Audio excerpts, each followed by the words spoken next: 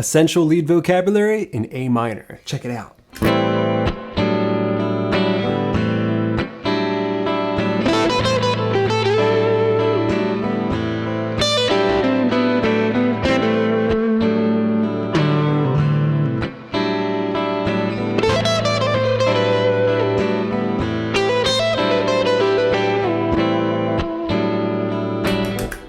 Okay, so I'm going to break down a couple of tricks right there. Some things that I always rely on whenever I'm jamming in minor keys, especially when I have this kind of rock psychedelic vibe going on.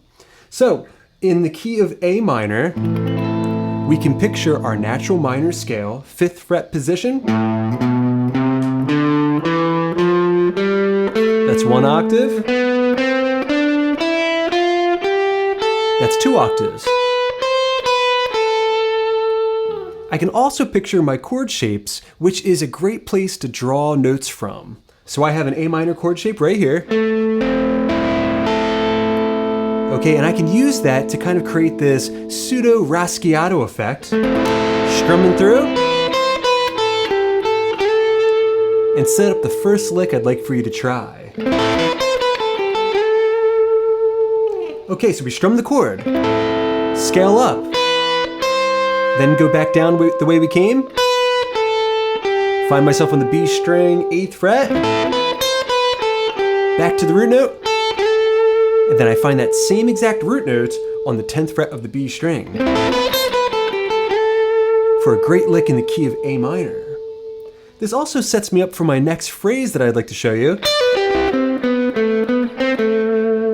Going down what I call the staircase arpeggio, which looks like a C major 7 chord. But it's gonna work great over top of this adjacent minor chord. All right, so we're gonna play 10, pull off down to 7, and then go down the staircase. All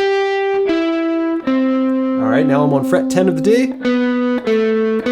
I'll scale down on the D string before, return into kind of my bread and butter minor pentatonic or natural minor scale position. Okay, so 2 things to practice. Sometimes I slide down to fret 5 there. And also your staircase lick. All right, another thing that I like to do, if I'm in the upper extension of, say, my minor pentatonic, I'll find that overlapping minor chord. That's an A minor in D-shaped position. I can arpeggiate that,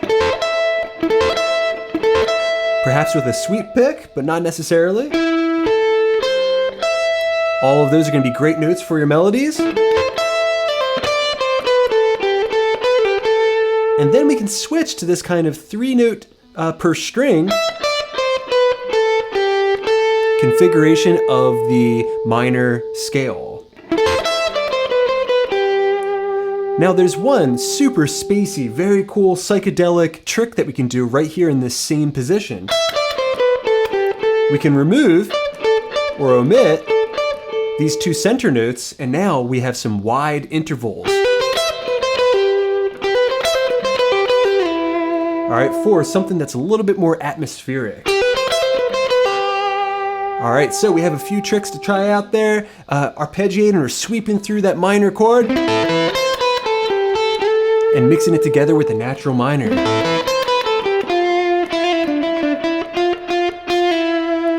All right, we also have the staircase lick.